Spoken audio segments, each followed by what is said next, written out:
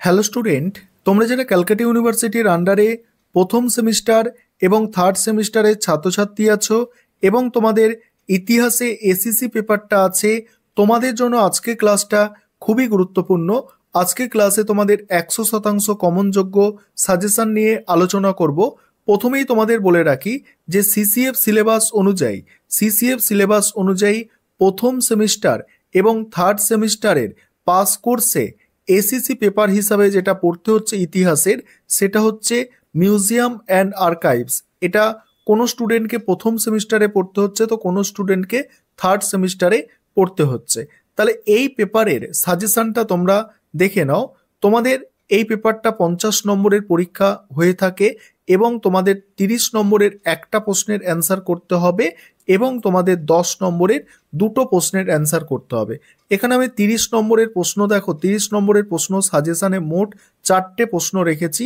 তার মধ্যে প্রথম প্রশ্ন দেখো, একটি মিউজিয়াম বা সংগ্রহশালা সম্পর্কে একটি প্রতিবেদন লেখো।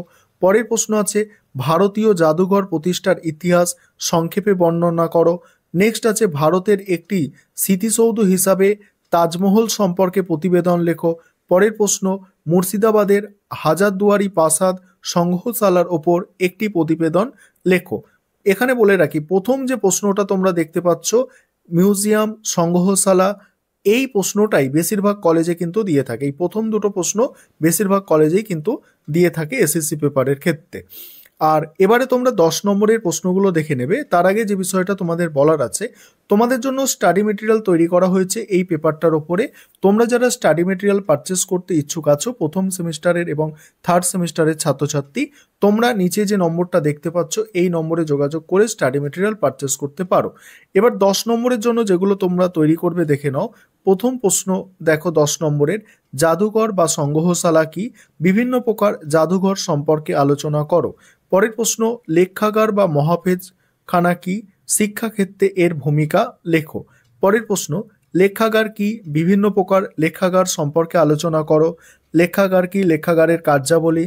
একটি মিউজিয়াম বা সংগ্রহশালা সম্পর্কে প্রতিবেদন। সংগ্রহশালা কি? সংগ্রহশালা প্রদর্শন নীতি আলোচনা করো। তারপরে আছে ভারতীয় জাদুঘর প্রতিষ্ঠার ইতিহাস সংক্ষেপে বর্ণনা করো। সংগ্রহশালার উদ্দেশ্য বা কার্যাবলী, উদাহরণ সহ বিভিন্ন প্রকার সংগ্রহশালা বা জাদুঘর আলোচনা করো। আদিনা মসজিদের স্থাপত্য বৈশিষ্ট্য সম্পর্কে আলোচনা করো। ভিক্টোরিয়া মেমোরিয়াল হল সম্পর্কে লেখো। এবার তোমরা যারা ইংলিশ ভার্সনের স্টুডেন্ট আছো, তোমরা সাজেশনটা দেখো। এবার তোমরা যারা ইংলিশ ভার্সনের স্টুডেন্ট আছো, তোমরা সম্পূর্ণ সাজেশনটা দেখে নাও। তোমাদের 30 নম্বরের 4টে প্রশ্ন রাখা হয়েছে সাজেশনে। প্রথম দুটো প্রশ্ন মোস্ট ইম্পর্টেন্ট। এবার 10 নম্বরের প্রশ্নগুলো তোমরা দেখে নাও। আরেকটা বিষয় বলি যে তোমাদের জন্য স্টাডি মেটেরিয়াল তৈরি করা হয়েছে, আমাদের ইংলিশ ভার্সনেও স্টাডি মেটেরিয়াল অ্যাভেলেবেল আছে।